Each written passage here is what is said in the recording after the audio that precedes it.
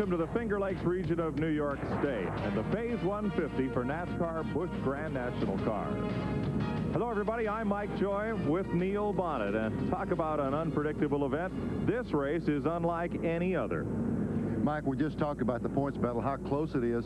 What all these drivers want to do is win the race, but what they got to do is finish, and that's hard to do on a road course. The transmission, the brakes, the clutch, there's so many variables that could give them a problem. They got to finish this race first, and it's hard to do. Qualifying was rained out yesterday afternoon, and this morning the last practice session fell victim to rain, so there's a lot of head scratching going on. In the garage this morning, one of the big keys is the transmissions on a road course. They have a selection there with the Jericho. They can use different types. They don't have that luxury. They didn't have any practice, so they're guessing which way to go. The guy that guesses right is going to look real good. The rest of them are going to be in trouble. Well, you and I missed a real great one here last week. So the Haviland update will bring us and the fans up to date on what's been happening on the Busch Grand National Series. Here's the Haviland update from Myrtle Beach. Last Saturday, Myrtle Beach, South Carolina, the 15th race of the Busch Grand National season, saw Jeff Gordon on the pole for the 6th time this season. Gordon led for 91 laps before a bump with Jimmy Spencer caused a vibration in his Ford. Here, Ricky Craven in 99 goes low in turn 3. He and Robert Presley spin. Jimmy Spencer comes in early with his car stuck in high gear and loses 3 laps. Then the rains came and caused a 1-hour delay. But the track dried and we got ready for more green flag racing. After a spin by Richard Lassiter, Spencer beat Gordon back to the flag to get a lap back. Bobby Labonte took his Chevrolet to the front of the field for 11 laps. And then a collision between Butch Miller and Steve Grissom allowed Spencer to beat race leader Bobby Donner back to the line and get another lap back. Bob Presley would not win his 3rd race in a row. Engine woes.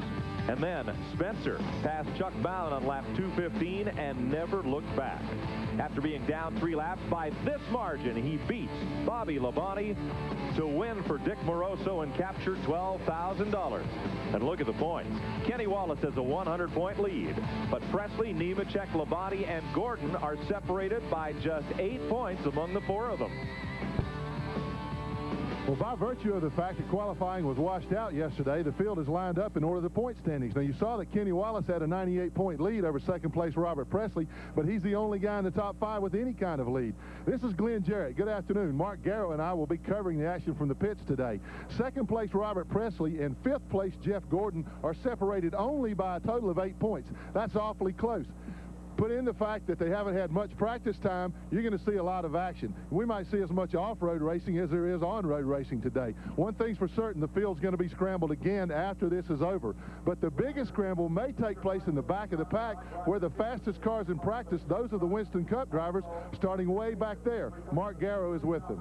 One other thing you can take for certain is that these guys will make their way to the front in a hurry. Back here in the 20th spot, Mark Martin. As we go a little bit farther back, we have some of the best road racers in Winston Cup racing. You look back in 21st spot and you have Bill Elliott, his Ford Thunderbird. Then in the 23rd spot, the Kodak Chevrolet for Ernie Irvin, and just behind him, the defending winner of the Phase 150, one of the best there is on the road course, Terry Labonte. Ernie Irvin, you've been one of the fastest cars, bar none, in practice. Shades of Sonoma. You won't have to pass the whole field this time, about maybe 3/4 of it. How about it? Well, the race hasn't started yet. I'm going to have to go to the back yet. You know, the car's been running well. You know, all my guys on my Busch team's done a good job, and Carl Wagner, he's gave me one heck of a motor for here, and hopefully we can get started with this race. That seems to be my trouble, is getting started and you know, make it through the first couple laps and get stretched out, and just follow this Winn-Dixie car in front of me and see if I can make it to the front. Ernie Irvin has been one of the quickest cars in practice in a significant fashion. The only guy in the same neighborhood has been Terry Labonte. Let's go back upstairs to Mike Joy.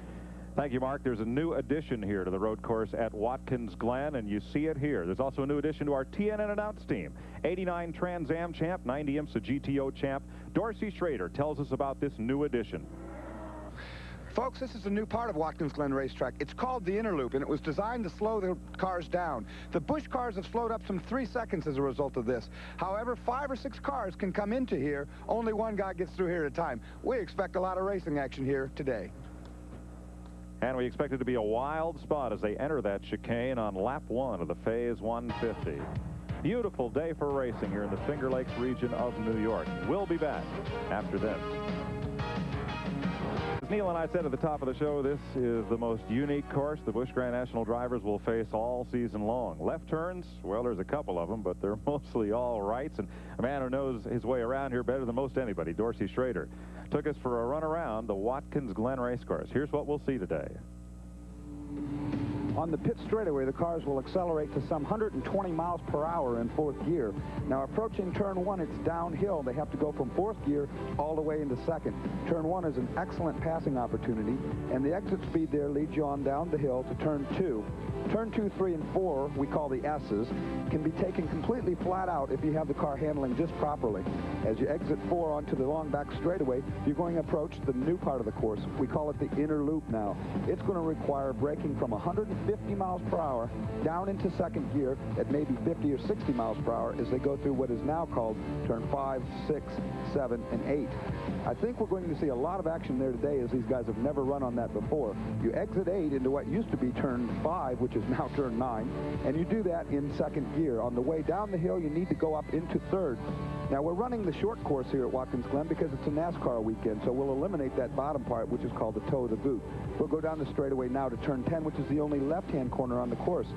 And that corner is very, very, very fast, and it sets up the run to turn 11. 11 is the corner coming on to the pit straightaway, and where you get through that dictates how fast you get down the pit straightaway into turn 1. So when you go through 11, exit speed rules, you have to set up your pass going through that corner. They have fired the engines here at Watkins Glen, New York, and there's about a three-quarter capacity crowd for this phase weekend of racing that also includes the IMSA Camel GT cars on Sunday and various support series. Let's have a look at the way they will line up by point standings for today's running of the Phase 150, the 16th and midpoint race on the Busch Grand National Circuit. The point leader and last year's points runner-up, Kenny Wallace out of Missouri in his Pontiac on the pole. He's the point leader, so he starts up front. 98 points behind him comes Robert Presley with 2 recent race victories and 3 on the season in his Oldsmobile. Now, just 1 point back of Robert Presley, Joe Nemechek. He's driving a Chevrolet and will square off third. 2 points back of Nemechek, Bobby Labonte, last year's champion in a Chevrolet on the outside of row 2, and Jeff Gordon is 5 points back of Labonte and only 8 points out of second in a Ford. Ward Burton has a win this season. He's in a Buick and will start for the 6th position. 7th in the points, hometown hero Todd Bodine from nearby Chemung, New York. From far away, Gadsden, Alabama, comes Steve Grissom. His Oldsmobile will line up in the 8th slot. 2 Michigan drivers in the 5th row, Butch Miller from Coopersville in an Olds in the 9th position, and Tracy Leslie out of Mount Clemens. His Oldsmobile goes 10th. Rookie Ricky Craven, the rookie point leader from New Hampshire in a Chevrolet, in row 6, along with Tom Peck from McConnellsburg, PA, in an Oldsmobile. 13th, the grand old man of this series, Tommy Houston, started every race they've ever had in the Busch Series since 1982. Only driver to do that. And Chuck Bound, the 1990 champion in a Pontiac. He's got a lot of road race experience. Jeff Burton, who's torn up the short tracks this year in an Oldsmobile, starts 15th. And from Chicago, Bobby Daughter's Oldsmobile lines up outside the 8th row. In row number 9, Richard Lassiter in the Pontiac, owned by Sam Ard. And starting 18th, there's Clifford Allison. He's driving an Olds out of Alabama. Row 10, last week's winner, Jimmy Spencer, lines up 19th in the Dick Moroso Olds, and Mark Martin is in that Ford, starting in 20th. The first of the Winston Cuppers, here's Bill Elliott, who climbed into Davy Jones' Jaguar GTP car a little earlier and climbed out quickly. Ernie Irvin, who won the Budweiser at the Glen here last year, second in this race last year, to this man, Terry Labonte, who won it 1 year ago in an Oldsmobile, 23rd. Then 24th, we'll see Phil Parsons out of Farmington Hills, Michigan, in an Oldsmobile. 25th spot, Patty Moise, who had a lot of great runs in the IMSA Kelly Challenge Series. Then Ed Ferree from Saxonburg, Pennsylvania in a Buick. Dave Resendiz from Massachusetts in an Olds. The other hometown favorite, Brett Bodine from Chemung in a Chevrolet, sponsored by the race sponsor. Chad Little from Washington, he's got an Oldsmobile, as does second-generation driver David Donahue from Pennsylvania, also in an Olds. Californian Troy Beebe has run twice as many road races as most of this team, or most of this field. And Mike McLaughlin, the modified ace from Waterloo, New York. Elton Sawyer picks up the 33rd and final starting spot. He'll be in a Buick today. That's the way they'll line up. As we look at them coming around this course at Watkins Glen, Jimmy Spencer has stopped there on the course in the Moroso car. Remember, that car had transmission trouble last week. Maybe just getting that steering wheel hub tightened up there. We'll check when we come back to Watkins Glen. There is the inner loop We'll be right back.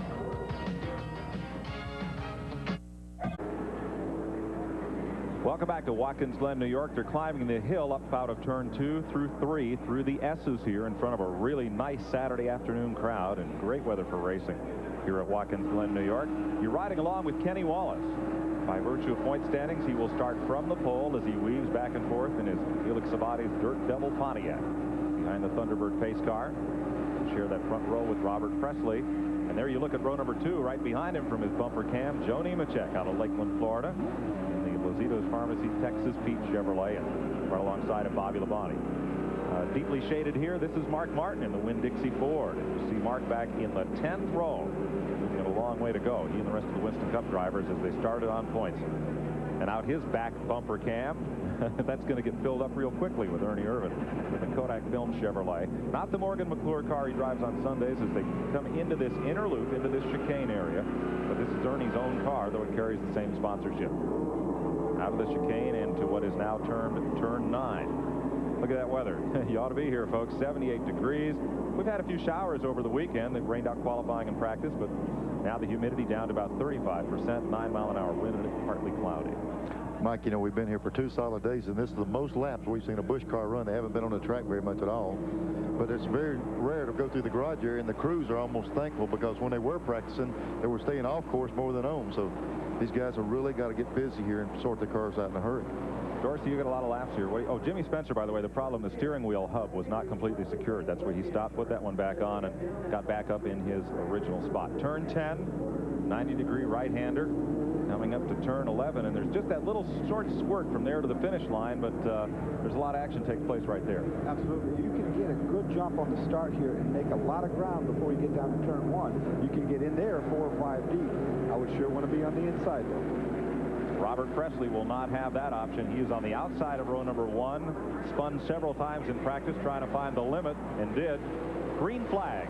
The Phase 150 is underway. It is Wallace leading the charge. Nemechek right with him. Here comes Jeff Gordon up inside Presley, that second white car, as they dive for turn 1. And Nemechek wisely gets out of the throttle and lets Presley have that line. Bobby Labonte up on the rumble strip at the outside of the corner. Turn 2.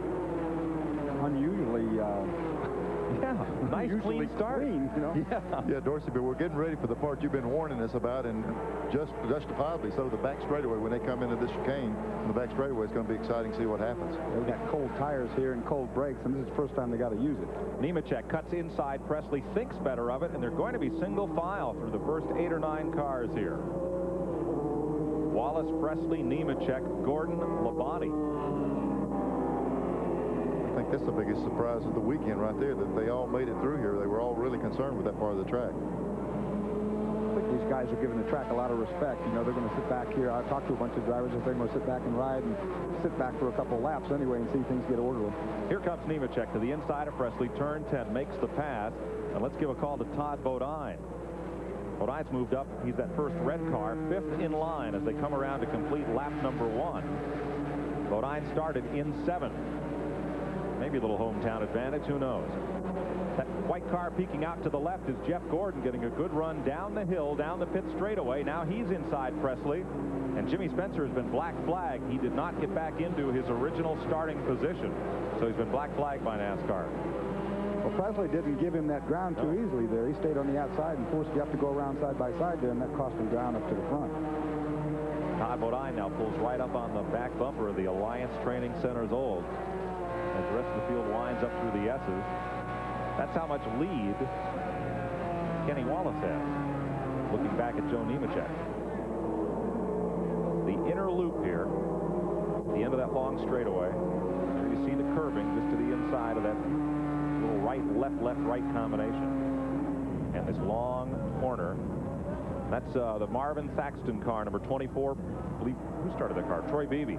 That's the Banana Boat car out of California, and a lot of smoke trailing from that car. He may make it back around to the pits, maybe not. The question here, does he put down oil on the racetrack? It looks like he's got a lot of smoke. The track is narrow in certain places. Hopefully he didn't get the track mold up. Back to start finish comes Kenny Wallace through turn 11 and back onto the pit straightaway. And you see that 3 make it 4 car breakaway as now Todd Bodine has passed Presley. Presley, the black car, being challenged by Bobby Labonte for 5th place. Looking back from Kenny Wallace's car at Joe Nemechek. Nemechek's done a little road racing. He ran a stock car type event down at Sebring, Florida on the airport road course there. Did very well. Stop and go on Jimmy Spencer. There's the stop. There's the go for not being in the proper position at the start. Kenny Wallace, hand up, Neil? Yeah, Kenny Wallace is throwing his hand up and motioning the car behind him that he's slowing down. There's a 24 car pulling off the track.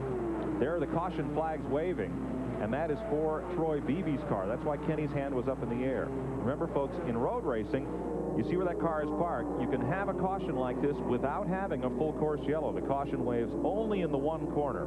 They'll see a standing yellow flag before they get to the incident and a waving yellow flag right at the incident location. Now, because Beebe's car is stopped, we may be going full course caution this time around. Well, Beebe did a pretty good job of taking that car and putting it in a safe position. Anyway, he's just outside of that inner loop where the cars are pretty slowed down, so it's not too bad a deal, but we probably are going to go to a full course. So Kenny Wallace will lead them back to the caution flag. Well, what a break for Jimmy Spencer. He just had that stop and go, and he's going to get this caution right here. He'll be right back in the hunt. Last week, he was 3 laps down and won the race, and this right here is going to put him right back in the hunt. There's Spencer in the Daly's first aid card for Dick Moroso. We get to take a look now to see how our Winston Cup guys are doing, too, because they've moved up some, and we'll have to see where they are, because this is helping them out a lot.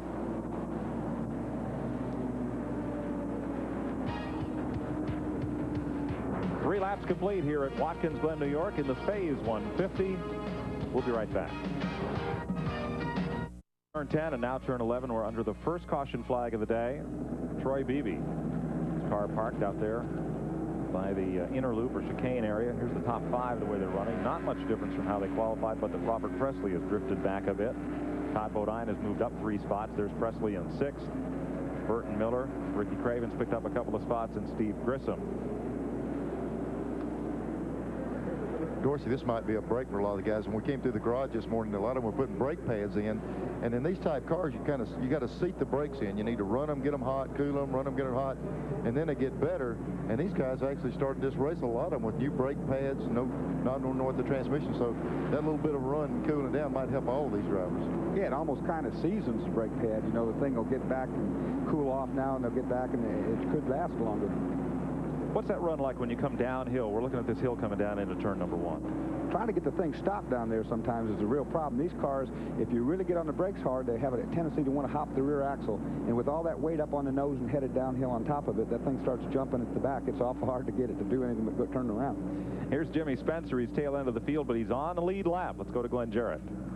Well, thanks, Mike. You know, Neil commented what a break that was for Jimmy Spencer to get that caution as soon as he had that stop-and-go penalty. When the caution came out, all the guys here broke out in smiles, were high-fiving and clapping each other on the back. I walked up to John Phillips, who's in contact with Jimmy on the radio, and I said, John, you guys getting a lot of caution breaks. And he said, well, yeah, it was a break. He said, but what NASCAR and the rest of the world doesn't understand is that it'll take us 20 laps just to get Jimmy calmed back down again. That's Mr. Excitement. He was waving to the fans as he went by there under caution, or to the SCCA corner workers that man the course. Now, you see the inner loop area if you enter there. Now, it's possible a car will have a problem and not be able to make that left turn, and then what they tell them at the driver's meeting? Mike, at driver's meeting, they told them before this race started, there were 50 cones lined across that area to make sure they didn't go through there in practice. They cut it down to 6, and they said if there's a problem entering that corner, they'll let you go straight across. But you've got to get back behind the car you entered that corner with. They'll give you back to the start-finish line to get back in your proper position. If not, it costs you a lap. So you might see some cars in a problem go straight across, but it's up to them to get back in line, or they're going to go a lap down. They'll lose that lap. They'll lose that lap that they tried to cut across the corner on. Of course, that's a safety thing. They're doing that because, like I said at the beginning, there's only room for one car to get through that area once they get into it. If a car spins and gets into it with another car, it will block the road. So it's a safety matter. They tell them to go straight on through. I was wondering when they had 50 cones sitting there how long it'd take to stroll them all the way around the racetrack. So they cut it back to 6 so it won't be that big a mess. Good idea. Entering turn 10, we're on lap 5 and working the 3rd lap of caution as they remove Troy Beebe's car. While we're under caution, we'll take this pause from Watkins Glen International. We'll be right back. Having a look here, a long pit road is it takes a long time for them to come around under caution. But the starter is holding the green, and we'll look for a start this time by. A little bit of oil dry down there as they work their way through it, coming into the inner loop, as it's called. There is also an outer loop, a chicane that goes to the left and right that they built here at this same section.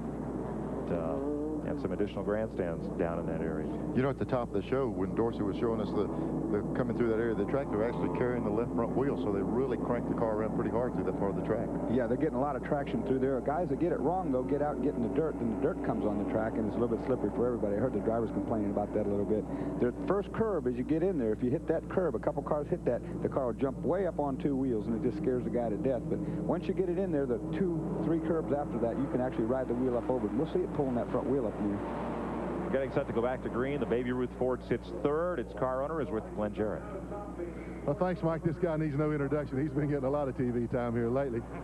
Bill, Jeff was really on the move there. Of course, you guys had one of the quicker cars in practice.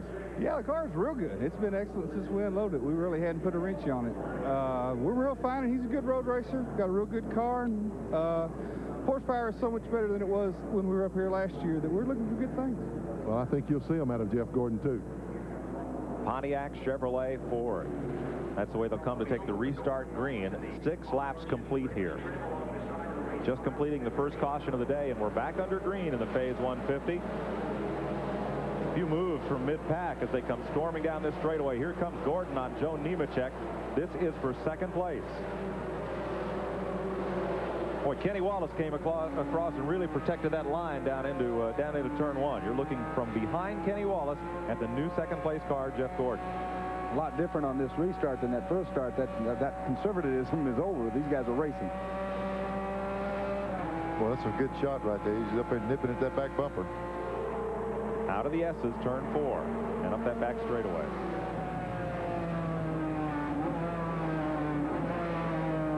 Now watch the front wheel go through this thing here. It might pull way up in the air. I don't know if we can see it or not.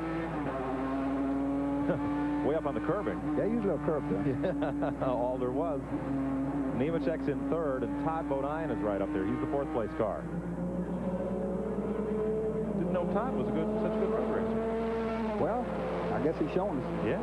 I'll tell you what Mike Dorsey and I were talking about before. You know, when you go out there and you've never driven that many road courses like a lot of these guys haven't, they get out there by themselves and they might not turn a real big fancy time on the clock. But then when they get out there with another car to judge off of, you start racing the other guy. He extends his car a little bit, you extend yours, and then the whole pace picks up because these guys up front aren't really getting pursued as much as we thought they would from some of the guys in the back.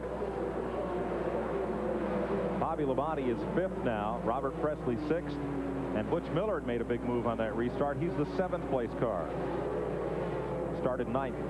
You know, these top 4 are keeping so tight and so much in line that they're gaining big speed. That pack behind them wants to catch them, but they'll never get to them as long as these guys stay like they are. Chuck Bowen on pit road with Escapade Pontiac. Hood up. Repair is made. And they get that last hood pin in and send him back in the race. Unscheduled stop here at lap 7. The big move for the lead. Jeff Gordon makes it, and Nemechek almost gets Kenny Wallace off track there. Look at the lead that Gordon's got coming out of that chicane as Wallace had to deal with Nemechek. Well, we saw him. He got a big shot of that chicane. You saw the black mark come off the tire. I'm telling you, that is on the edge right there, getting ready to get loose. Ed Ferree has spun. Now remember, the caution wave's just at that area. That's entering the chicane, and he's back on course. Here's the leader, turn 10. This is turn 11, and back to start finish for Jeff Gordon.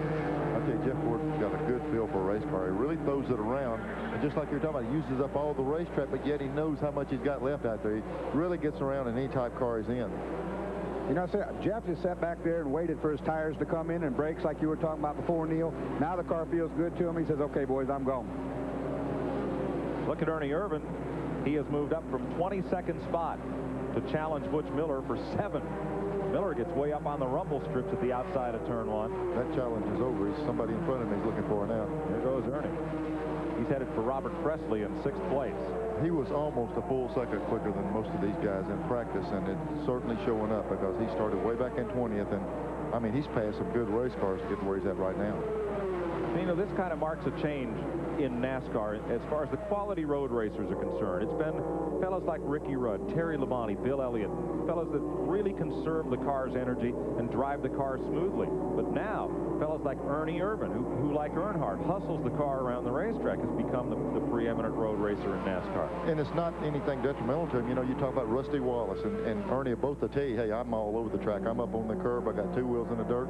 And then you've got the finesse guys that can really ease the car around and do it like it's supposed to be done. But the end results are they get up there and they win races. There's 2 ways to do it, ragged or real finessey, and Ernie tells you he uses the racetrack up. I tell you, the fans like watching him. You get that car all crocked up like he doesn't get up on the curbs, it keeps them buying tickets. Oh, it's spectacular, no doubt about it. Here he comes to start-finish ahead of a big pack of cars. Looks like Mark Martin down on the inside in that Ford trying to, he just cleared Jeff Burton. Ward Burton, wasn't it? I'm sorry. And there's Bill Elliott racing Steve Grissom off the corner. Yeah, and Bill's on the outside, so that's a little nervous out there because the guy on the inside doesn't give you a little bit of racing room. He touches you, you're done. If you see those little blue walls, that's kind of like going down a bowling alley. When you start bouncing that area there, you're going to hit both sides several times before you stop. That yellow car back with them was 26, Brett Bodine. Report on Chuck Bound's car, a plug wire came off, but he's back out and in the race. Back on a full 6-cylinder. Riding along with second place Kenny Wallace, the point standing leader, as he chases that Ford of Jeff Gordon. Looks like maybe Nemechek got around him while we were going up through the S's. It's hard to tell. Yeah, you're absolutely right. You know, when we were on the other, it looked like he might have slipped by him as we were in the S's. It looked like he cleared him going in the chicane on the back straightaway. Saw Clifford Allison there briefly, and now you're looking back at Todd Bodine, who has caught Kenny Wallace. I don't know what that little move was there. A little wiggle there, didn't it? Yeah. Start-finish. Nemechek is the second-place car. Kenny Wallace is third. Todd Bodine is fourth. Bobby Labonte is fifth now, and Ernie Irvan is up to sixth. Been coming in a rush. I'm telling you, his car is flying. He's right on the back bumper of Bobby Labonte down at turn 2 now. There you see Wallace shifting, coming up the hill. There's Irvan. There's Bobby Labonte just ahead. You know, Ernie said at the beginning of the show his problem was starts and getting in trouble too early. He was going to sit back. Well, I think the sit back is done. He's going now. Well, that caution flag helped a bunch, tightening that whole field up. Because as you said, the front 4 were they were breaking away. You know what? Now, we're talking about road racing and stuff like that, things that help and things that don't help. But you heard him say at the top of the show that he had a good engine in the car. And that didn't have a thing to do with handling up that back straightaway. He's driving by some of these guys up the straightaways like they're tied to a tree. So he's got a good handling car and a lot of motor under it. I figured Don Garland's always had it right. You know, you get up that straightaway the quickest, it makes you work a lot easier. Yeah, I've always liked one to handle down the straightaway. Sure made a lot of fun. Yeah. Look at Ernie. He's gobbling up Bodine and Kenny Wallace. Well, at driver's meeting, Ernie made the statement, I want to know if TNN was going to pay any extra money for the rain out because it's going to make them start in the rear and put on a good show. Well, he's put on a show. He's came from the rear, and it looks awful good the way his car's running. You know, uncharacteristically, he's not hitting the curbs. He's not sliding the car. He's really just getting it around his racetrack real fast right now. He's in 5th place, knocking on the door of 4th. But he said, just give him time, Dorsey. He said, I'll get on the curb. Yeah. He told last year he was leading the race, and he ran off course. And then Labonte, you know, won the race. So, and you know yourself, what's tough is throwing the car around a lot really eats the tires up. And he certainly used up a good bit getting there. Yeah, run as hard as he is, if he uses the tires up, it's going to get slippery. Little smoke out of Todd Bodine's car. Yep, it sure was. Then Wallace, Bodine, Ernie Irvan. Yeah, we see the smoke again.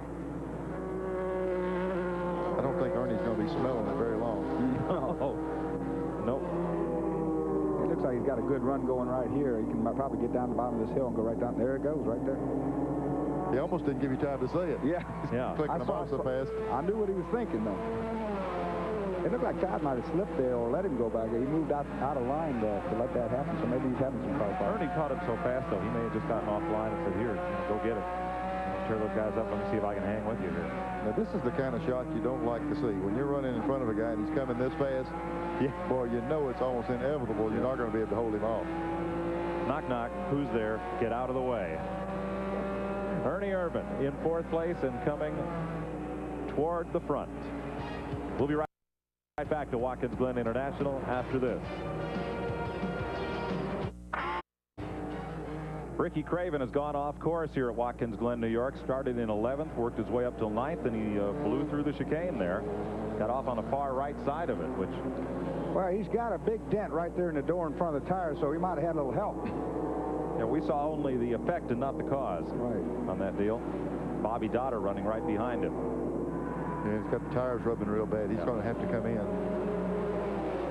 Tough break for Craven. I believe this is his first road race. Here we are. Tries to cut down on David Donahue. David hit that curb, got up on two wheels, and got right into the side of him there, and you see there it goes. In fact, Ricky kind of helped straighten him out. Yeah, he saved that. It looked almost like he got in there just too hot. He couldn't get the car stopped and really hit him right in the door. And there's David Donahue, who's off between turns 10 and 11 here, limping back toward the pits. Oh, Ricky's made it back into the pits now. And there's Donahue in the Sunoco car. He's going to have to be careful. A toe in has knocked a mile out on that car just coming back. He's not careful. He get back on in the groove on the racetrack. Here he is. He's coming down pit road right now. Back up front with Jeff Gordon. Kenny Wallace started from the pole, led the first 7 laps. Here's the fellow who's been putting on the show, Ernie Irvin. And guess who he's chasing? The race leader, Jeff Gordon. Now we're going to have a race when he gets that Chevrolet up to that Ford, I guarantee you. I blinked when he went by Nemechek. Missed that one. Ernie gets around here real good. I followed him all last year in the Winston Cup race, and I tell you, he gets around the road course as good as anybody. You know, he kind of jokes about it and kind of makes puns at himself about it being a road racer, but as well as he's done on road courses, he really gets the job done.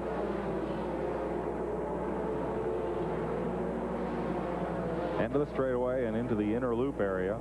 They call his turns 5 right there, and then 6, 7, and 8 coming out.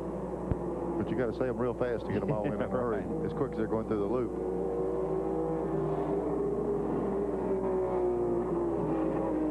That was Ricky Craven that we saw off the side. He was doing a real good job of staying out of everybody's way. You know, his car's not right now, and there's no need to mess with those other guys.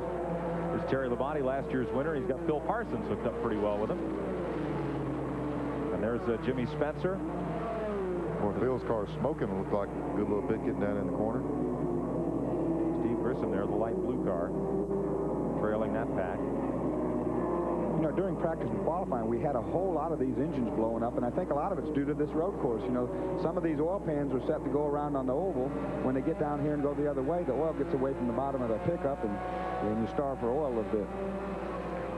On these little V6 motors, they beat the valve trains out of them so bad. Dorsey, we were talking earlier, they went through the garage and they were putting valve springs on most of the motors this morning. We got Mark Martin heading into turn 1, so we can actually see what it's like now. You can't see the elevation, but he's headed straight downhill right now, headed for turn 2. He's in 2nd gear, probably shifting to 3rd right about now. Now this looks easy because Mark's a good driver and he's getting the car up here, but it's just like that bowling alley thing you said, Neil. If something goes wrong right in this area here, those blue guardrails, you just hit them forever. He's up in the 4th gear right there, and he'll be running down for that new part. That inner loop will be coming up in a minute.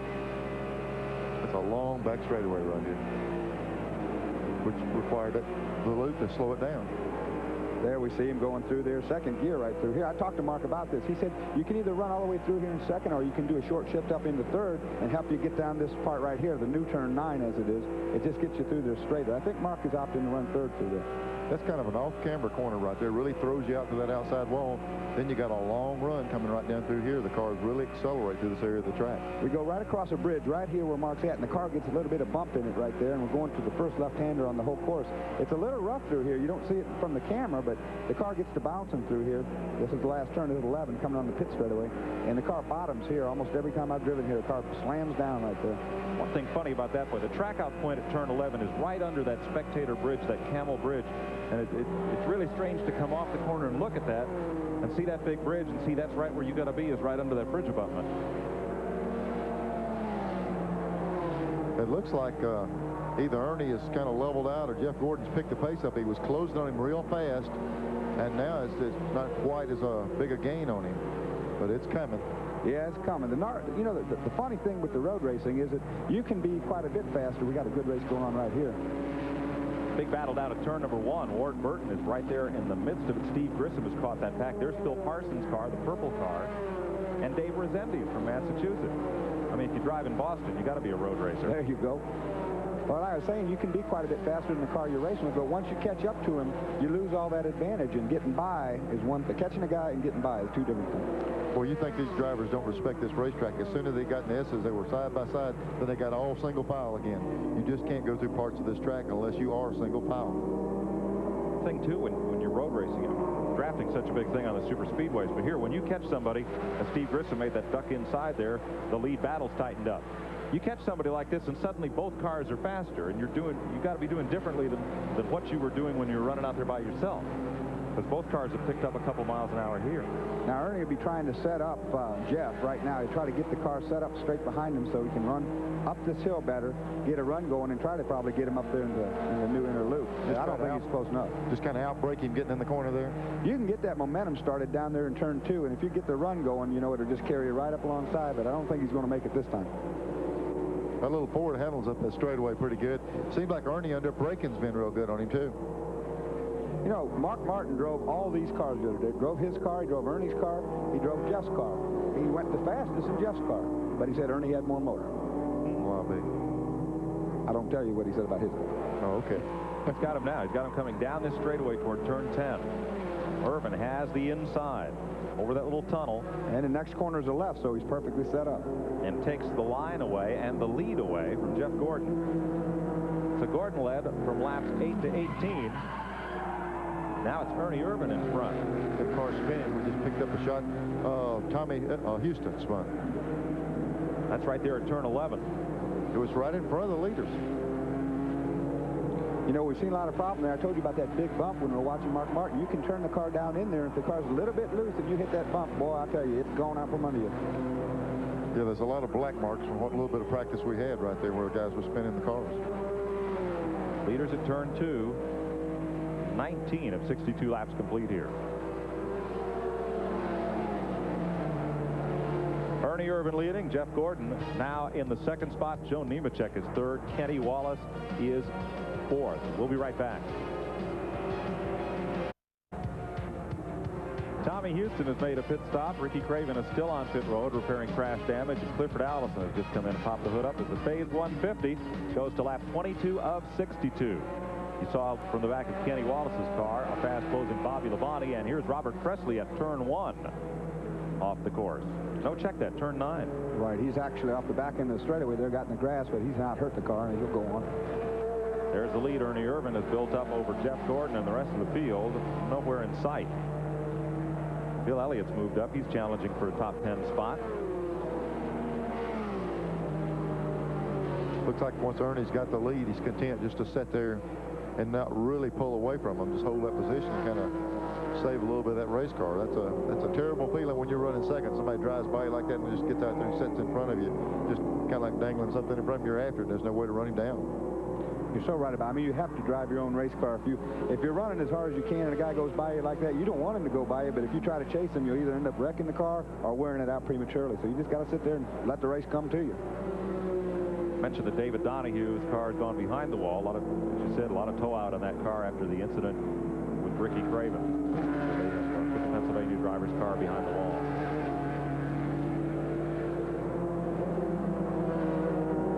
There you see Mark Martin and smoke continuing from his car, getting a little thicker now as he tries to chase Kenny Wallace and Bobby Labonte. Winn-Dixie Ford. So bright here today at Watkins Glen. A little tough to read those gauges down on the dash of Mark Martin's car, see if there's any indication. I was trying to watch as he came under the start-finish line that time. The flagman was really taking a look at that car. They'll give you the benefit of the doubt, but if it gets to smoking too bad, they'll bring him in. He's just crossing past and off on another lap here. Looks like it's getting worse. It's not going to be long to do something with this. Let's find out from Mark Garrow. Winn-Dixie Ford pits, and NASCAR has come and told crew chief Sammy Houston, come in and take care of this problem or we'll call your car in for you. What they're trying to do now is sort of not pay attention and go long enough to where they can put fuel in the car and go the rest of the way if they can correct the problem. So NASCAR's told them to bring it in, and they're kind of pretending, well, I didn't hear that quite clearly enough, and the NASCAR official will come back to remind him, I'm sure, in just a little bit.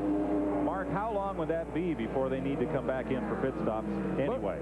Most of the teams are calling for pit stops on lap 33 to 36, and now the NASCAR officials said bring him in. Do not wait any longer. So Mark Martin is going to be making a trip onto pit road, but scheduled green flag pit stops 33 to 36. And so Mark Martin, it looks like, will be very shortly making a quick trip here to pit road. Yeah, that's 10 laps from now when they would like to make their stop, and the starter has the black flag in hand. So there it waves on. Will wave on Mark Martin. I'll tell you what, I think the rule is they get 3 laps. They can actually put that black flag out, and you can ignore it for 3 laps, and that 4th time by, they pick your scorecard up, and you're no longer in the race. So they might, it looks like a front brake, doesn't it, Dorsey? It's either a brake, I think, or it could even be a wheel bearing. That left front tire, that smoke is coming right out of the middle of the hub there. That could be a wheel bearing failure as well. Well, for his own good, he might need to come in, because if that gives a problem up through these S's up here, and he's in the wrong place on the racetrack, it could be trouble. Martin running in the 6th position or 7th position. He's certainly got a competitive car here. You know, that could be almost anything. I remember last year, Irv Hare, one of the road racers who was running the Winston Cup race, dropped out on just the 2nd lap with that exact same type of symptom. You know, where thing was smoking real bad out of that corner. It could be a brake line. It could be, you know, wheel bearing. But whatever it is, you don't want it to break. Not here. You know, they got brake ducts all on there. You get one of those brake ducts on fire, a little something, but he's sure boiling out. There is Jeff Gordon running in 2nd. To race leader Ernie Irvin. Tommy Houston back on course a lap down, and a lot of smoke as one car goes off course down here at turn 5. That's Tracy Leslie in the Detroit Gasket car. Back on course. Ernie Irvin leads Jeff Gordon, Joe Nemechek, Todd Bodine, Kenny Wallace, and then Mark Martin and Butch Miller. A lot of fans out here on the hillsides enjoying this race at Watkins Glen. 25 of 62 laps complete. A couple of good battles through the pack. Ricky Craven has returned to the race after making repairs, and Mark Martin did make his pit stop. We'll get a report from there in a moment. There's your race leader, Ernie Irvin, winner of the Budweiser at the Glen a year ago, winner out at Sears Point. Big chunks of rubber flying off the tires coming down, and it looks like he's got to work a little bit of lap traffic, which shouldn't be a problem, because race traffic or position didn't bother him. This lap traffic shouldn't be any problem either. Enjoys a healthy lead over Jeff Gordon and the rest of this field. Looked like Mark Martin, and whatever the problem was, they haven't helped it very much. Let's check with Mark Garrow. He's in the pits of Mark Martin. Crew Chief Sammy Houston, you brought the car in, a lot of smoke from the left side of the engine. What was the problem? Where the union comes out of the oil pump, it had a small crack in it, and there's too much pressure coming out of there. It just blew oil all over the place. We were trying to hold on for a caution so we could go for the fuel mileage, but it didn't turn out to be that way.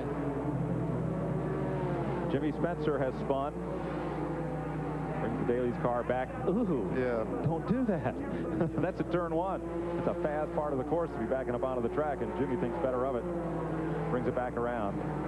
Well, his luck's still holding out because he hasn't got anything solid. And, you know, the car's still okay, and just lost a couple positions. Yeah, there's a lot of runoff area down there at turn 1, and you need it.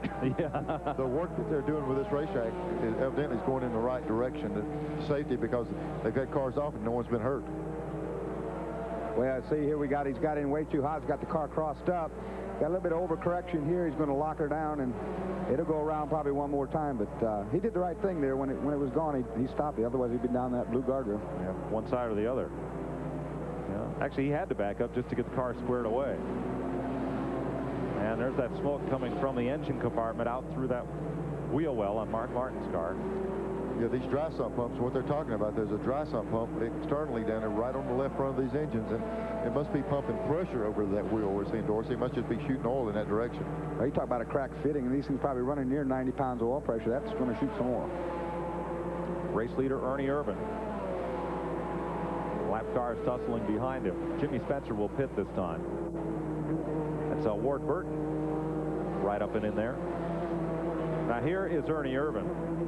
We'll take a run back and wait on Mark Martin just to show you the interval. Coming around turn 11 and back to start finish. This will complete 28 laps.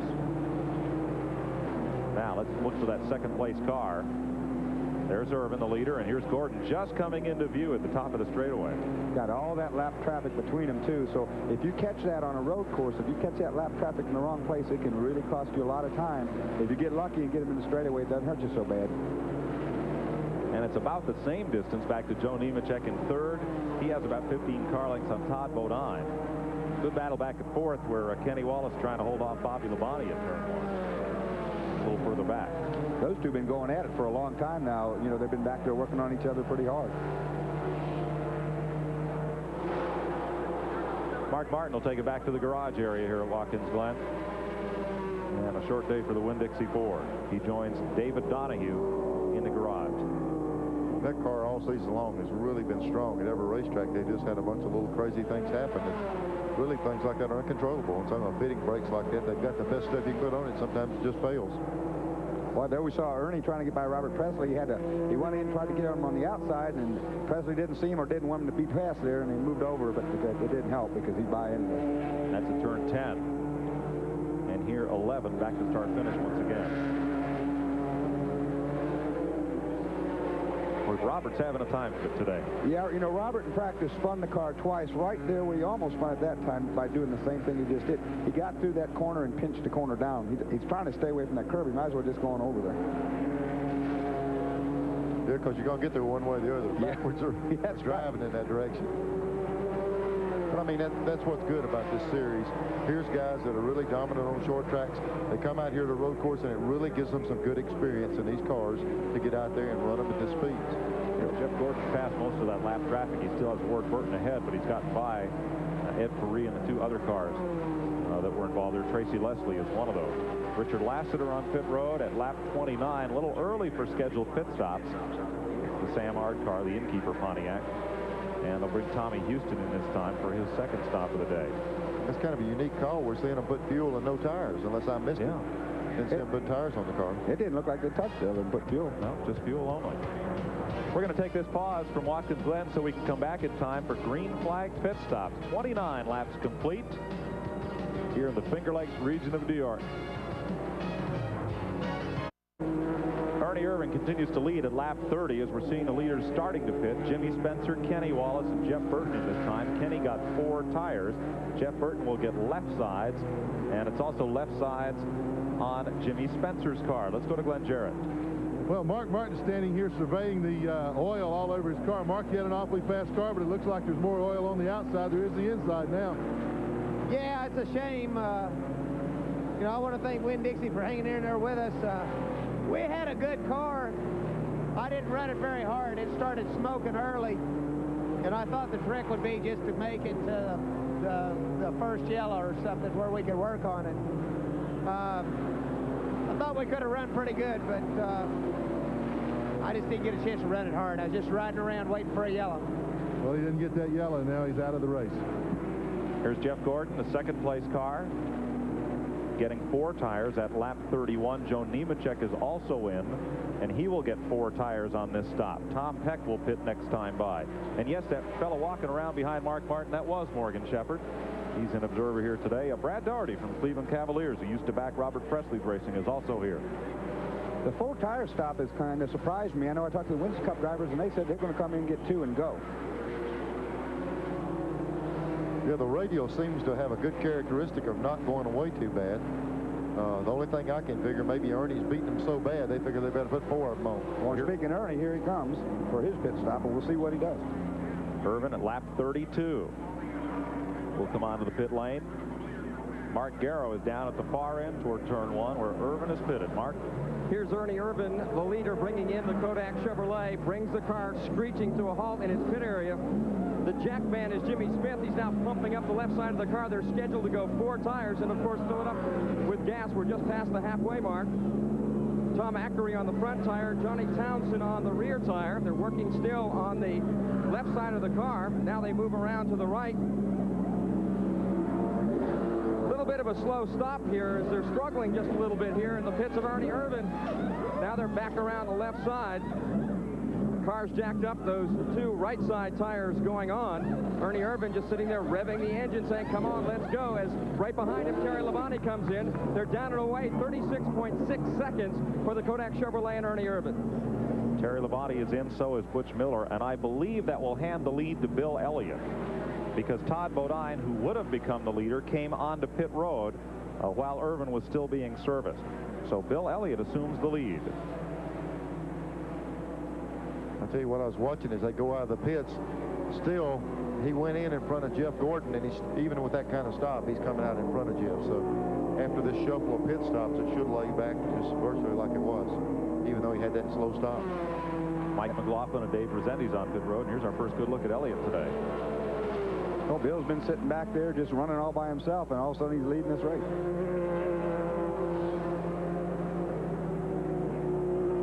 We talked about Bill climbing in the Jaguar earlier in the day. He got in that thing and couldn't even move around. We may be able to show you that in a little bit here. It was interesting as he took a Davy Jones seat for just a bit. Elliott staying on the track to complete 33 laps. Most of the leaders have completed pit stops. Looking still for Elliott. I don't believe Brett Bodine has stopped. Otherwise, I think just about everybody on the lead lap has been in.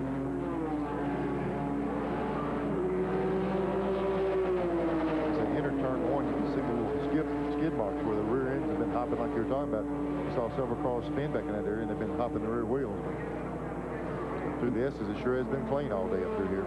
You know, once it starts hopping that back end, like the only thing you do is take your foot off the brake. And sometimes you don't want to do that because you'd like to be wearing the car down. But if you don't take your foot off, it'll sure spin out on you. Patty Moise makes a stop. And here's Elliott once again. Bill's driving a real smooth line. I've been watching him now for the last 2 laps. He's not using any curves. You know, he's using up all the racetrack. Good job. And everybody makes pit stops, and they come back out and look, they're running right back where they were. Here's Kenny Wallace and Bobby Labonte. Those two have been fighting all day long, and now they got Todd Bodine right with them. Climbing the hill and going to the back straightaway. These guys battled all last season for the points lead, for the championship, and here they are right back after each other again. Good struggle here. Elliott the leader. Irvin has come back on the track in second place. Jeff Gordon is third, and this group of cars right here, starting with Todd Bodine. There's Chuck Bound at the tail end of it. That's 4th, 5th, and 6th.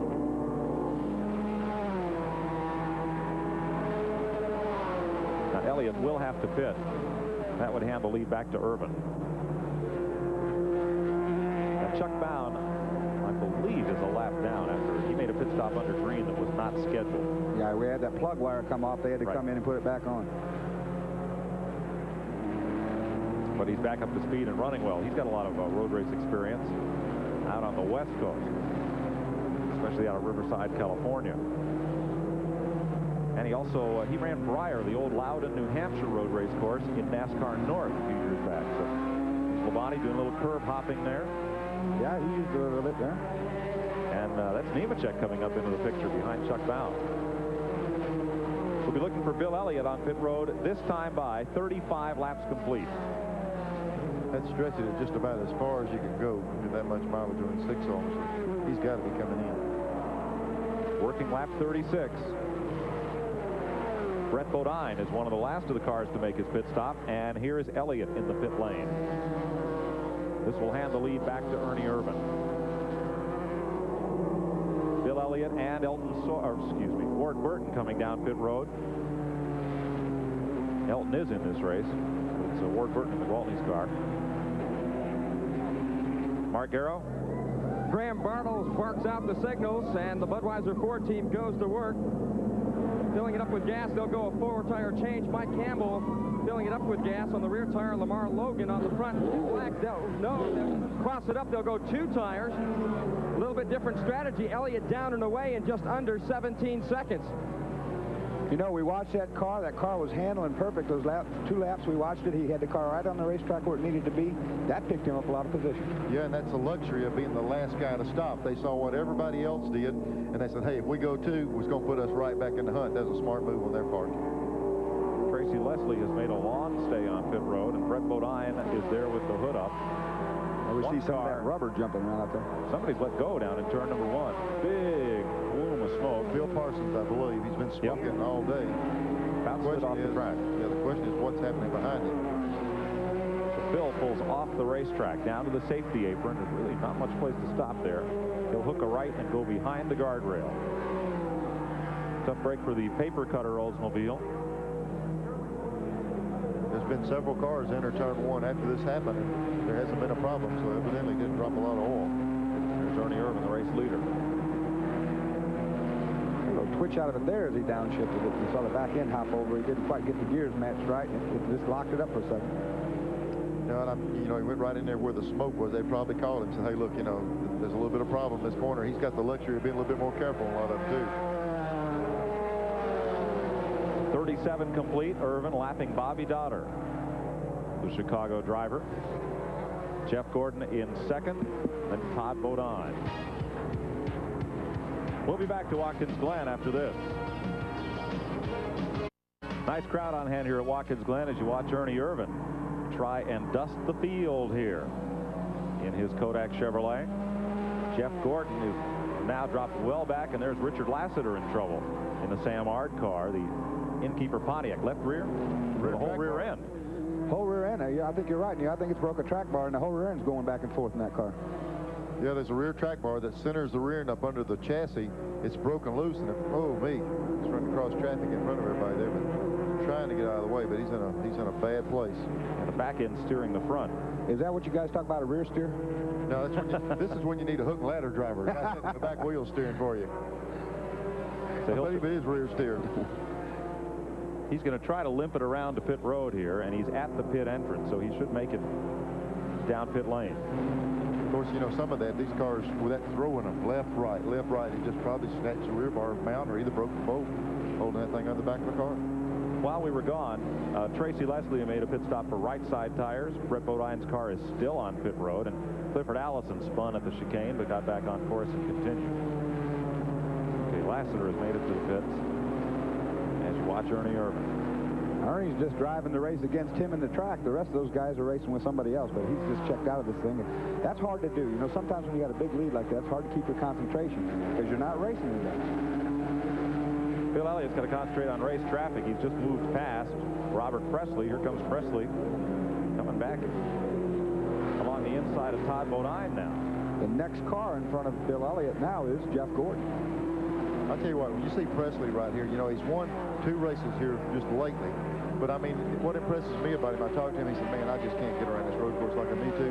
But he's using common sense. He's moving over, he's running his race, he's not overusing his car, and he's just running the best he can. He'll get better and better on his road courses as he runs. Good battle there. Here's Kenny Wallace. He's got another Labonte to battle with now. Terry just ahead. He's long been acknowledged one of NASCAR's top road racers. Terry in the Sunoco car. Kenny Wallace right behind him. It's Joe Nemechek just ahead. Yeah, Nemechek has really been using a lot of brake getting into some of these corners, smoking the front tires, and Terry Labonte's putting a lot of heat on him right now. We're going to see if he can hold him off. Nemechek was one of the quickest guys here through Thursday practice, and I think that surprised a good number of people. Now, this part of the race is where you have to start worrying about brakes because these guys have been using them up all this time. And early in the race, it's not a problem. But as you go into the race deeper and deeper, you'll start seeing these brake problems show up. 40 laps go on the board. 62 at race distance, and Bobby Labonte meets the tire wall. Boy, and he squared it up, too. Still got it going. That's just what you don't need. Like we're talking about the points battle. He's going to have to come in. No matter how bad a shape it is, they're going to have to get it going again. He's got some work to do to clear the tires with it. But you saw how he drove away from a pretty heavy impact there. The tire wall gives you that nice soft landing. If you got to have one, that's where you want to go. Now remember that big fight in the points from 2nd through 5th, only 8 points apart. That's really going to hurt Bobby Labonte right there. We talked about the raining out qualifying and raining out this session we had this morning. Well, that grass is still wet, and until you get in it, you're not going to get the car stopped. Labonte was the 5th place car.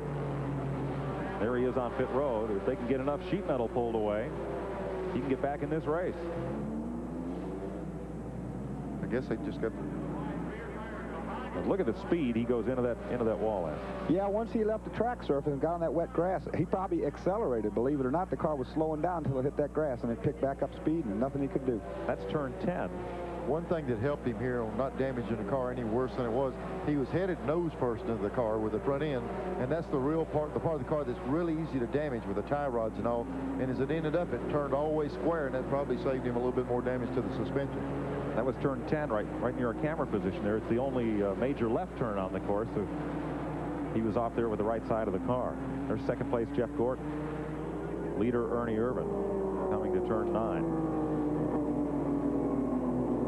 Kind of a stroll in the park now. So far it is. You know, he's just driving his own race. And, you know, we talked about how Ernie gets the car up on curbs and gets it sideways. So he's not doing that today. He's keeping this car straight and keeping the car underneath him so he's not wearing it out. That's Mike McLaughlin just ahead of him. The Mike and Harry Grieche car, the Wheels Auto Supply machine. A couple of those new sponsors you're seeing, Wheels and Paper Cutter on Coparson. Those stores are divisions of the Faze Company. If you're down in the Carolinas, you can't buy a Faze. It's a chain of 250 drugstores, mainly in New Jersey and upstate New York. McLaughlin has won a couple of Busch Grand National and Grand National Horse races up at Loudon, New Hampshire on the new Super Speedway, and who won a NASCAR Modified National Championship, trying to hold off the race leader now.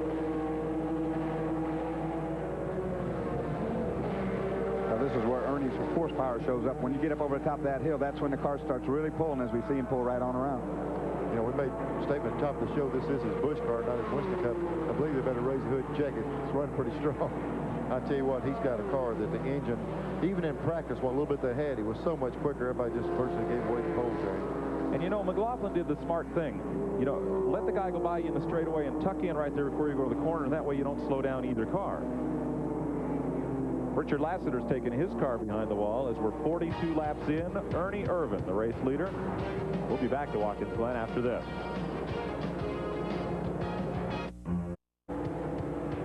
At Watkins Glen, New York, Mike Joy with Neil Bonnet and Dorsey Schrader. Glenn Jarrett and Mark Garrow on pit patrol today. And we're watching the battle for third, which is rapidly closing on the second place car. Bill Elliott runs third in the Budweiser Ford, and right behind him, that Hungry Jack Chevrolet, is Todd Bodine. And Bodine isn't just the local hero, the youngest of the 3 racing brothers from Chemung, New York, but his car is owned by a trio of businessmen from nearby Elmira. Frank Cece, who owned Modified for Jimmy Spencer and then got up into Busch Racing, was caught Jeff Wellover out of Elmira, New York. And that's third and fourth right there.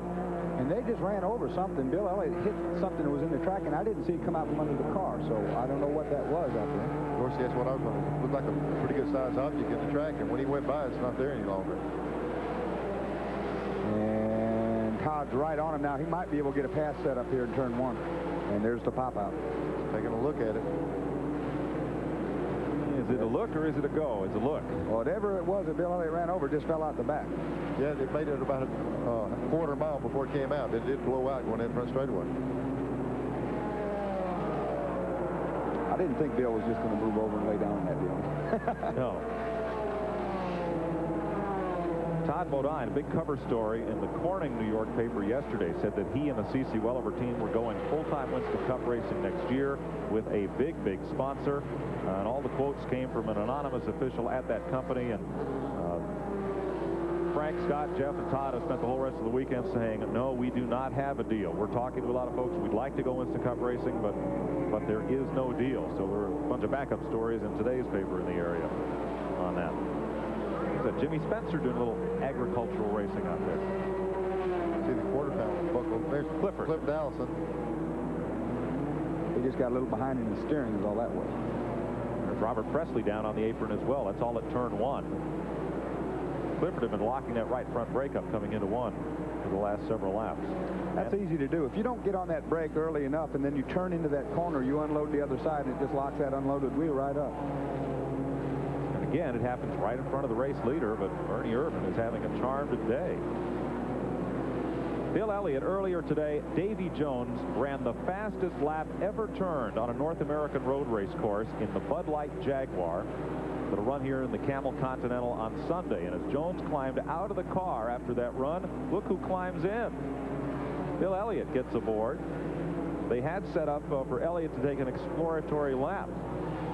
But they need a shoehorn to get him in, though, Mike.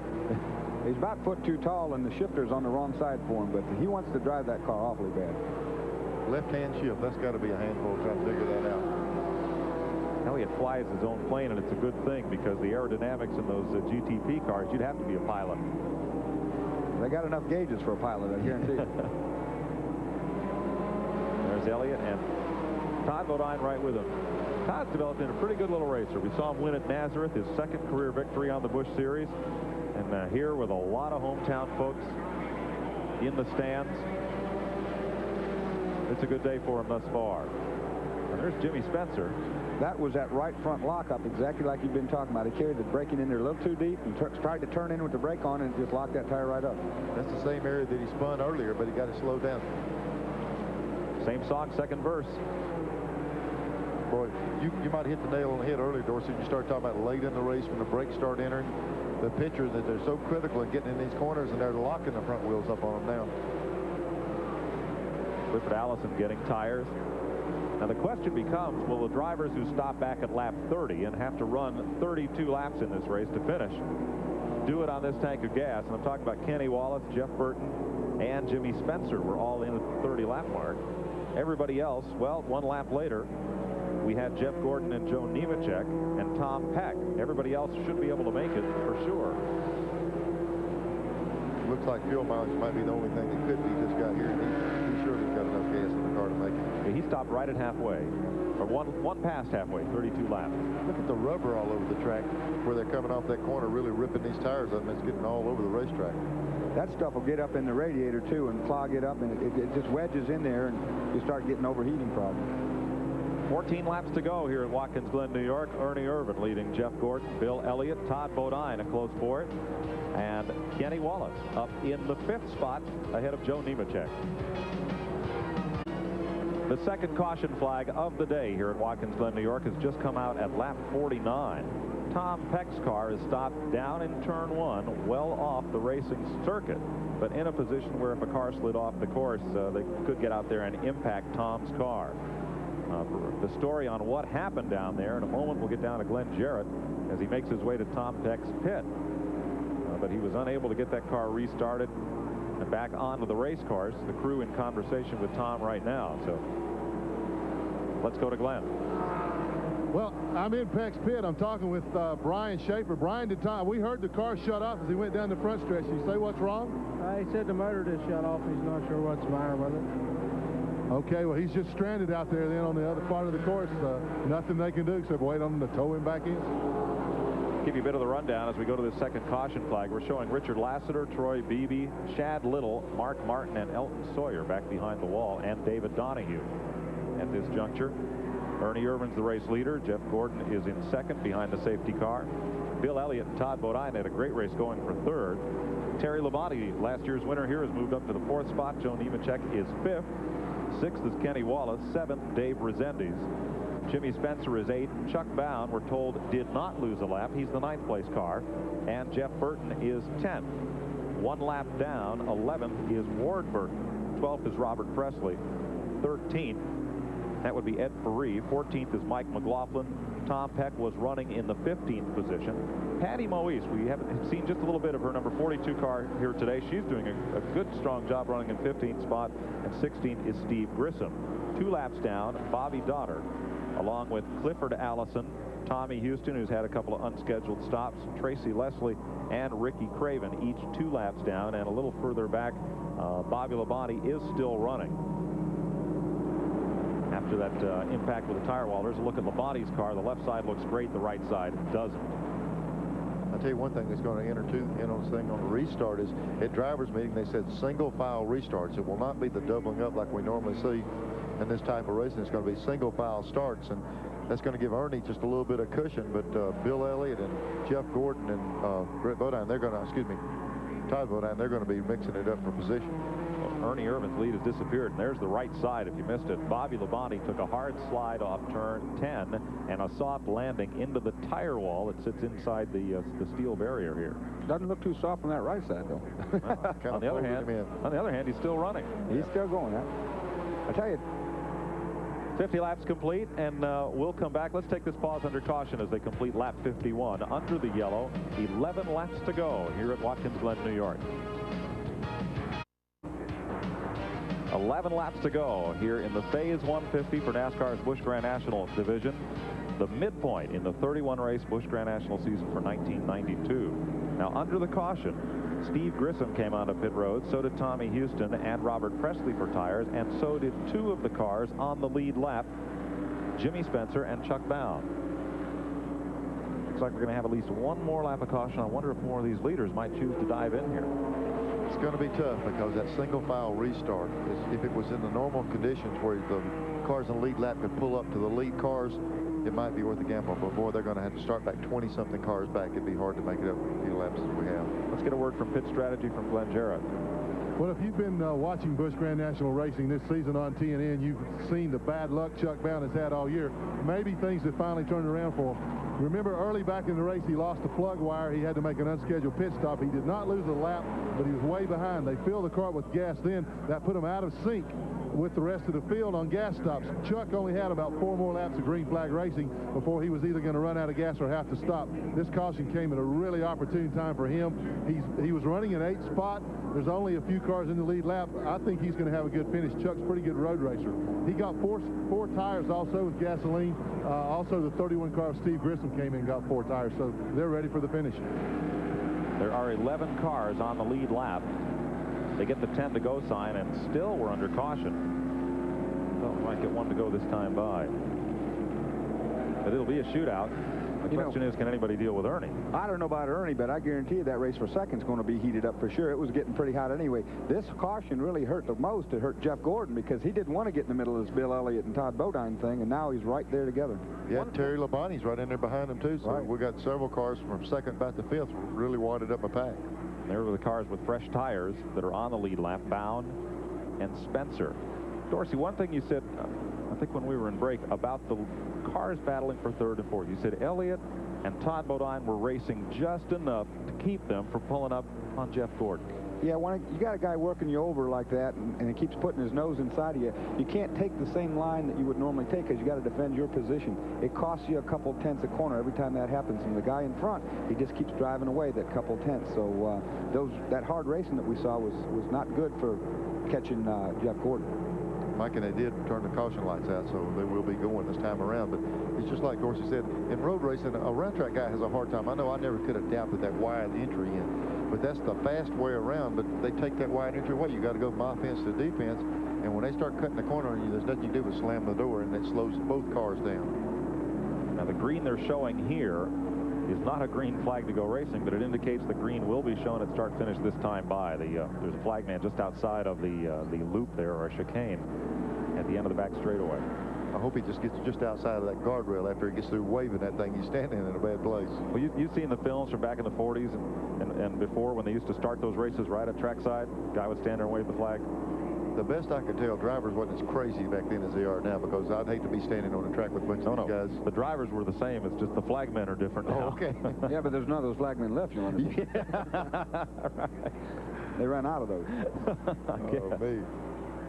You know, if I was back there right now looking at Jeff Gordon and Bill Elliott and that whole group, timing the getting on the throttle coming out of this turn 11, if you drop back just about 2 car lengths and get on the throttle early and time it just right to where that green flag comes out, you can get a great shot down in turn 1.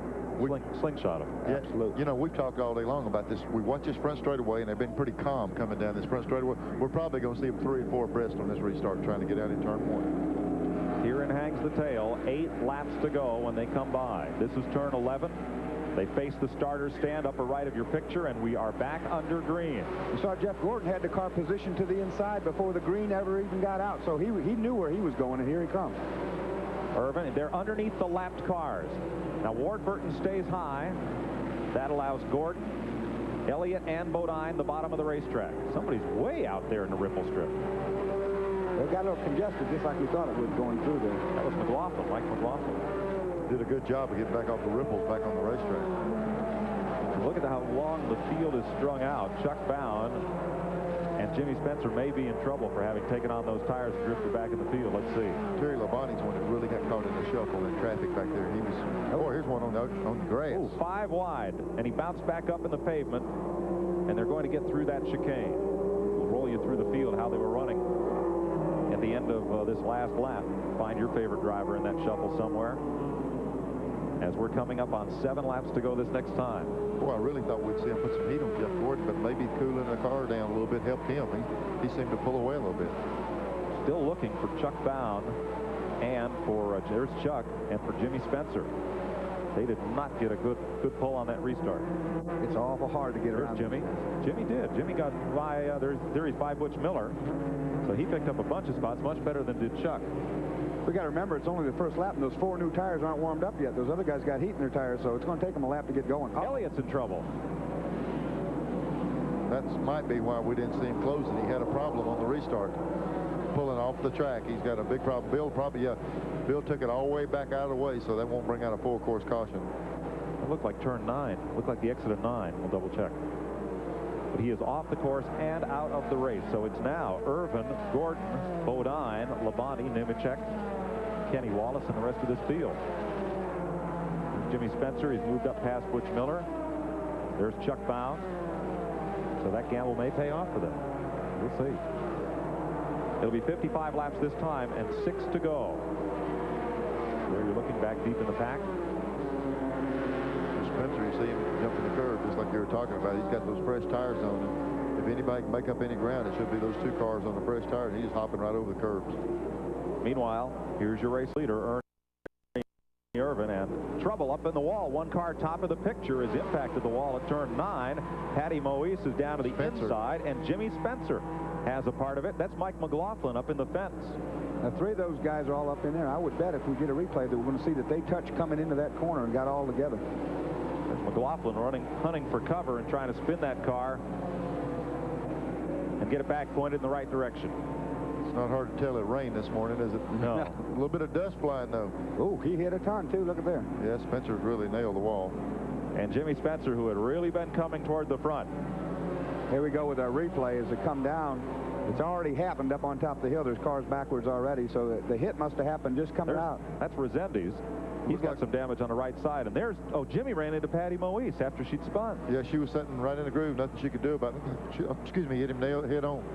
You know, you're dropping up over that hill. You can't see it on the television camera that much, but that's almost a blind corner. You turn down in there, you can't see to the bottom. And there's Jimmy climbing out. He's okay. He was coming to the front. Well, that's going to bring out another full course yellow. And while we're under caution, we'll let the field sort itself out, and we'll be back with 6. It'll be 5 laps to go this time around for Ernie Irvin and the rest of this field at Watkins Glen. Back at Watkins Glen, 5 laps to go here, and Bill Elliott's car still sits out abandoned on the course with fuel pump trouble. They were trying to get him a push to, I don't know if those 2 guys are getting autographs or what we're doing here, but they were trying to get Bill pushed back to pit road. Now, you were joking about it, but he just signed his hat, I believe. I think he did. Here's the pace car leading Ernie Irvin and the rest of this field around. This time, Jeff Gordon will have Todd Bodine and Terry Labonte to deal with. That's a rollback wrecker up there. The car was damaged so bad, it's going to take a little while. But on this restart here, now, we don't have the lap traffic in the way. It might give Terry Labonte a little bit more of a run at some of these guys. He got caught in traffic earlier. No, it wasn't a rollback. It's going to take a while to move that car. You know, it's going to be a Saturday night shootout here is the way it's going to be. It's going to be under 5 laps to go, and you got those 4 guys that have been really racing hard. Nothing to lose now.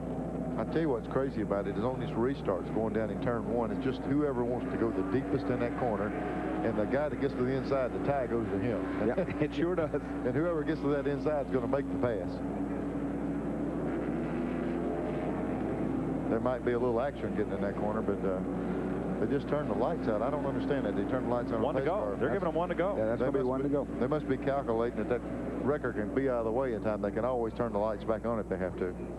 Well, you know, this weekend, the Busch Grand National drivers have been sharing track time with the Camel GT racers that will compete here Sunday. And, well, there's some hurt feelings and a bit of grudge going on as to who's the better driver and who has the most fans. So Thursday night in Elmira, New York, to benefit the American Red Cross, these 2 great racing series settled their differences with a good old-fashioned duel. The choice of weapons for this duel, bats, balls, and baseball gloves. The Busch Series drivers had a built-in advantage going in over their Camel GTP rivalries. The base paths had all left turns. I know. I'm going to give it 100%, but if I'm not going to break a leg, you know, that's the difference. Everybody says, go out there and break a leg. I said, I ain't going to break no leg, you know, but we're going to play hard. And play hard they did after, of course, first signing more than a few autographs and singing along with the national anthem. Chuck Bound, the southpaw from Oregon, took the mound, seeking his first, well, okay, his only win of the season. Looked strong early on with that strike. Ricky Craven excelled with his bat and in the outfield for the Busch Series stars. They jumped out to a 3-0 lead. The crowd of 3,000 saw Chuck Bound walk in a run to narrow the lead to 1.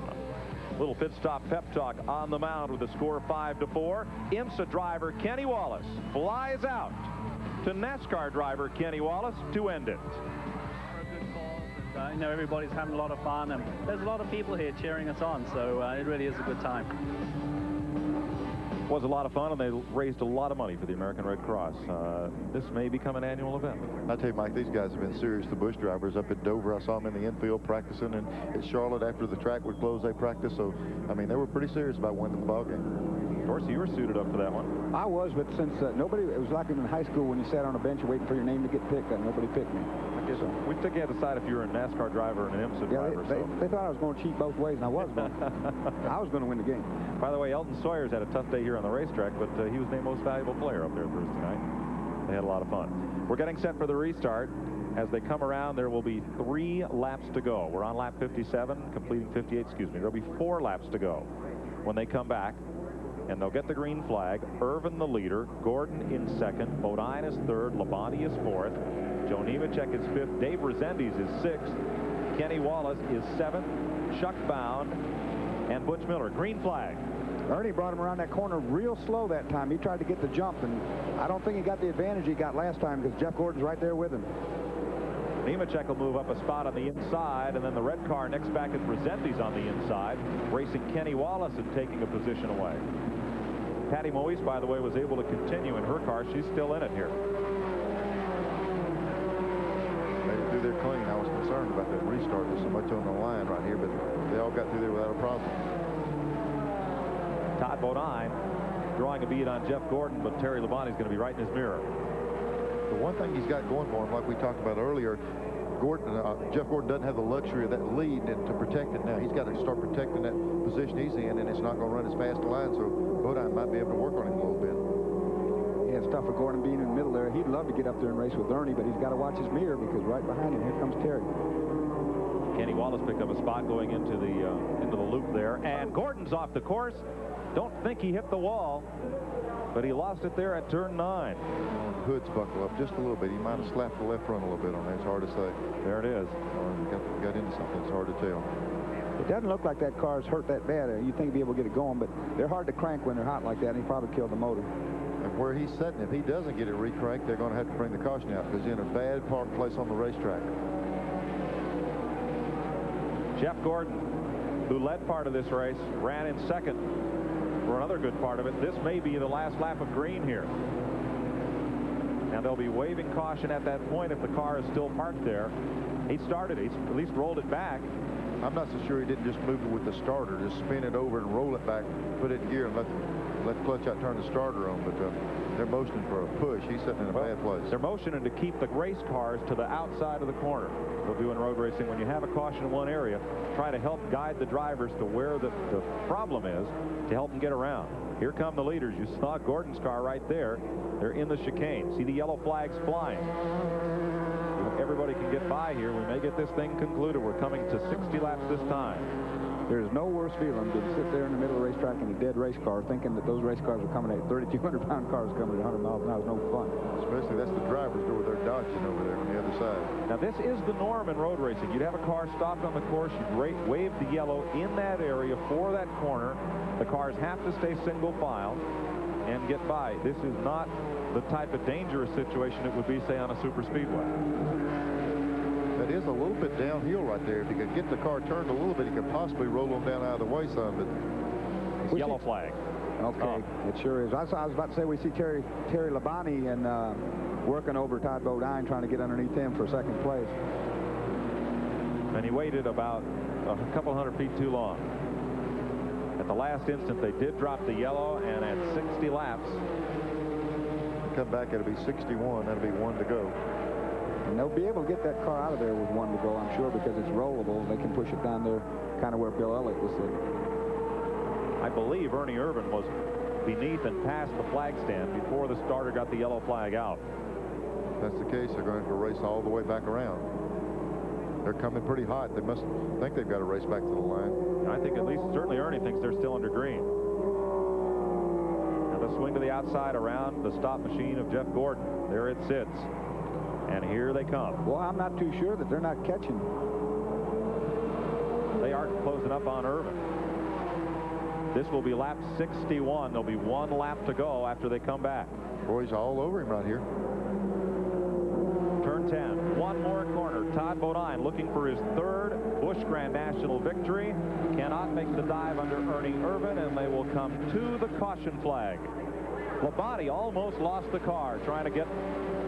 They got the yellow and the white flag at the same time, so 1 lap to go, and they're going to put that car, you know, they're going to run this thing the last lap, just like it is. It's going to have to be caution up there where the car is, but they're racing. But now caution is out at the start-finish line. So we may there's the pace car, so technically we are under a full course yellow. A rather confusing end to the phase 150 here, as the caution was out first at turn 9 and then became a full course caution, but the leader had already passed by the start-finish line, so they ran 1 more lap up there for first, second, and third. And I'm glad we didn't have to sort out the scoring on that one. I tell you, when I went to drivers' meeting, no, they just run very few road courses, and they were questioning. It was almost, let's take a vote. How are we going to do this? So we're going to put a caution on a particular part of the track, full course. And I think it was just, as the things happened, they decided what they were going to do.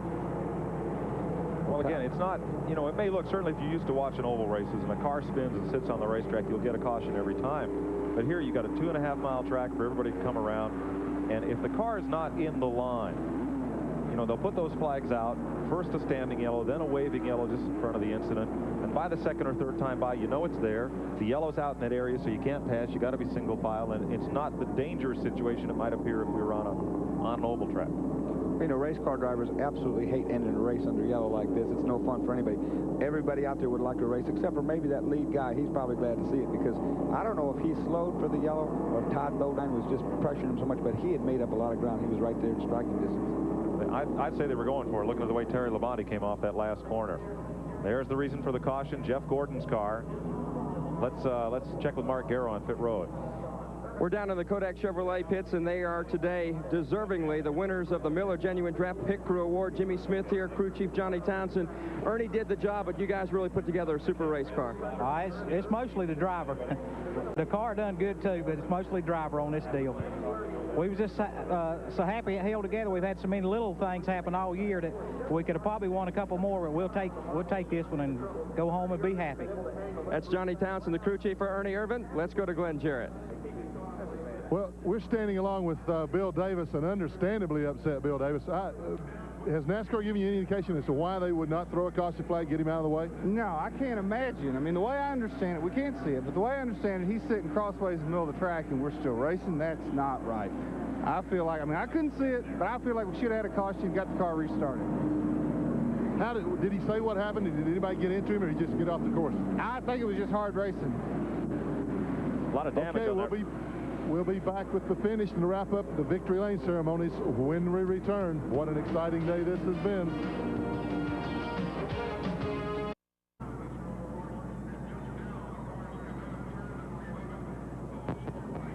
At Watkins Glen, New York, here's the way they finished the Phase 150. Ernie Irvin's on his way to victory lane. Todd Bodine, Terry Labonte, Joe Nemechek, and Dave Rezendes. We'll give you a quick look down through. There's the rest of the cars that finished on the lead lap. And further back in the field, this will certainly jumble up the points quite a bit here. Look at Bobby Labonte back there in 12th, and Jeff Gordon back in 14th position. Robert Presley 18th. Back with victory lane in a moment.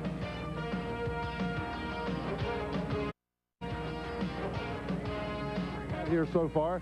When he crawled out of the car, I said, Ernie, we'll be right back to you on break right now. He said, well, I've been on break all day. That thing was flawless.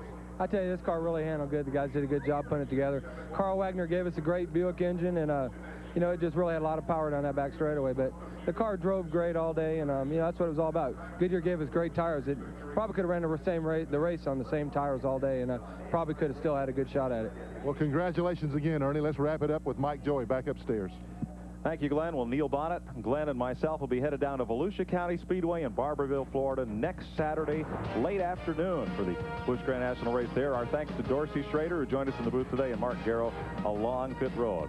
From all of us here at TNN, Mike Joy congratulating Ernie Irvin on his win in the Phase 150 at Watkins Glen, New York.